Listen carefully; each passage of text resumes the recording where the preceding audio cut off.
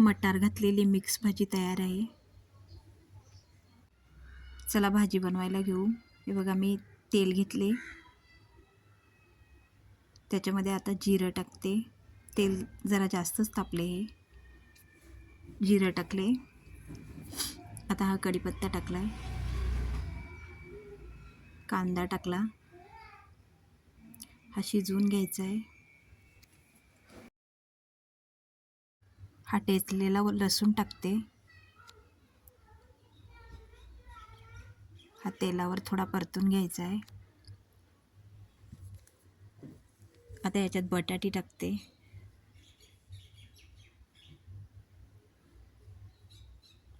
Recipe आवडली तर चॅनलला सबस्क्राईब, लाईक, शेअर आणि कमेंट करा।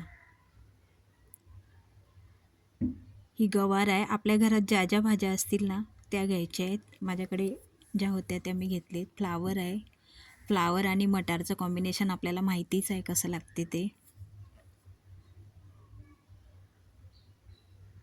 हे मटार आहेत,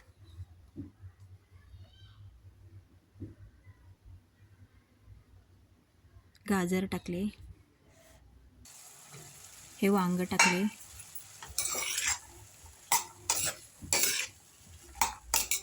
हे चांगलं मिक्स करून घ्यायचं आहे।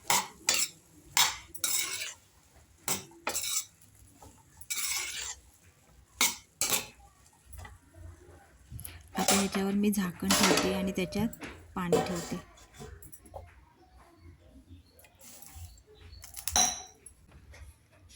हे बघा, आता हे ताट काढूया आणि बघूया। हे बघा, ही भाजी अशी तेलावर मारली की छान स्वाद येतो भाजीला। आता ही सिमला मिरची टाकते, माझ्याकडे पिवळी मिरची होती ती मी टाकली। आता हळद टाकली, ती पिवळी मिरच्यामुळे हळद समजत नाही। मसाला टाकते,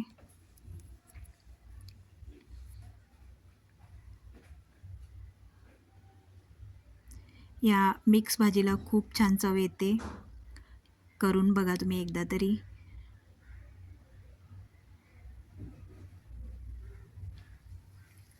हे सगळं मिक्स केले, आता हे वाटण टाकू, हिरवं वाटण। याच्यामध्ये मिरची, कोथिंबीर, सुकं खोबरं, आलं हे सगळं टाकलेलं आहे। आणि आमच्या आगरी जेवणामध्ये खोबऱ्याचा वापर खूप होतो, प्रत्येक भाजीत आम्हाला खोबरं लागते। यातलं सगळं आता शिजले, मी बघितलं। आता याच्यात मीठ टाकते,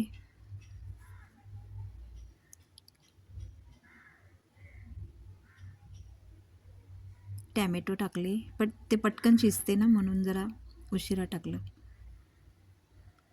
गरम मसाला टाकलाय,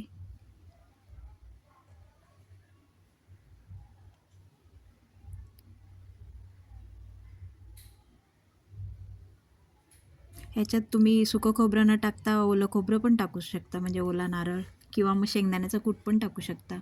कोथिंबीर टाकले,